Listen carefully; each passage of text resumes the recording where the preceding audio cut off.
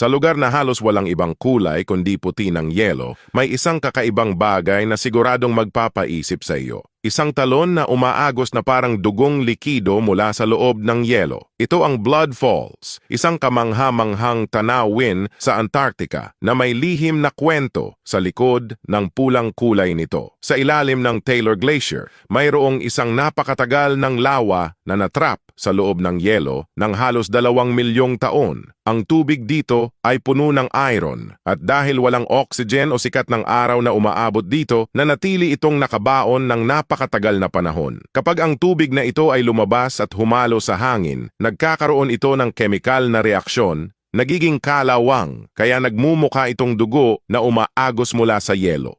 Ngayon, ito ay hindi basta-bastang lawa lang. Hindi siya naaabot ng hangin o init, kaya nananatiling napakaalat ng tubig dito. Sobrang alat na halos hindi na nagyeyelo kahit sa napakalamig na temperatura ng Antarctica. Tila imposible pero ganito kahirap maabot ang ilalim ng glacier na ito. Isa pang kahangahangang bagay, sa ilalim ng glacier na ito, sa sobrang lamig at dilim, may mga mikrobyong nabubuhay. Kaya kahit sa pinaka-harsh na kondisyon ng mundo, nakakahanap pa rin ang buhay ng paraan para mabuhay.